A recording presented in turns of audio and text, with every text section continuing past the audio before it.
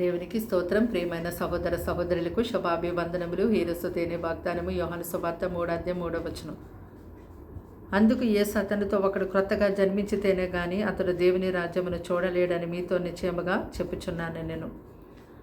చూడండి, ప్రభువైన యేసుక్రీస్తు వారు యూదుల అధికారైన నికోదేమని పరిశీలనతో అంటున్నారు కదా, ఒకడు క్రొత్తగా జన్మించితేనే గాని అతడు దేవుని రాజ్యమును చూడలేడని చెప్పినప్పుడు వెంటనే నికోదేము, ముసలివాడైనటువంటి మనుషుడు ఎలాగూ జన్మింపగలడు? రెండో మారు తల్లి గర్భమందు ప్రవేశించి జన్మింపగలడా అని అన్నప్పుడు ప్రభువైన యేసుక్రీస్తు వారు అతనితో అంటున్నారు కదా, ఒకడు నీటి మూలముగాను ఆత్మ మూలంగాను జన్మించితేనే కానీ మరి దేవుని రాజ్యములో ప్రవేశింపలేడని నీతో నిశ్చయముగా చెప్పుచున్నాను అన్నారు. నిజమే. ఈ యొక్క లోకమందు మన బ్రతుకున్నంత కాలంలో ప్రభువైన యేసుక్రీస్తు వారి యొక్క సువార్తను విని ఆయన సొంత రక్షకునిగా అంగీకరించినప్పుడు మరి దైవ సేవకుల ద్వారా ఆ బాప్తిజ కార్యక్రమాన్ని దేవుడు జరిగిస్తారు. తర్వాత మరి పరిశుద్ధాత్మల అగ్నిలో ఆ బాప్తిజం అనేది ప్రభు ద్వారా మాత్రమే మనకు అనుగ్రహించబడుతుంది.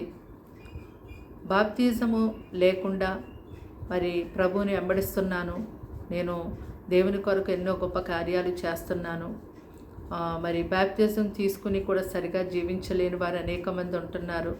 బ్యాప్టిజం తీసుకోకుండానే నేను మరి దేవుని మహిమార్థమై జీవిస్తున్నాను, కాబట్టి నేను పరలోక రాజ్యములో ప్రవేశించబడతాను అని చెప్పి మాట్లాడుతూ ఉంటారు అనేక మంది.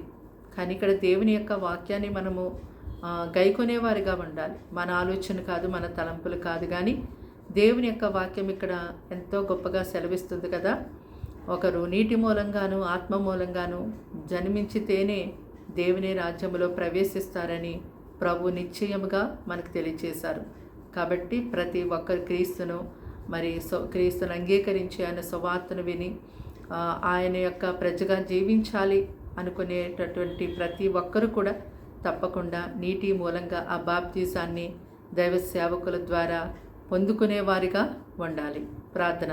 దేవానికి వందనములు, స్తోత్రాలు, స్తుతులు చెల్లిస్తున్నాం తండ్రి. మాటలు వింటున్న నీ బిడ్డల్ని మీ రక్తంతో కడిగి ముట్టి స్వస్థపరిచి బలపరచండి. వారి ఇంటి వారికి రక్షణ ఇవ్వండి అయ్యా. వారి గృహంలో ఎవరెవరైతే ఇంకా రక్షణ పొందుకోకుండా ఉంటూ ఉన్నారో వారందరూ కూడా నీటి మూలంగా ఆ యొక్క రక్షణ పొందుకోవడానికి సహాయం చేయమని అడుగుచూ ఉన్నాము తండ్రి.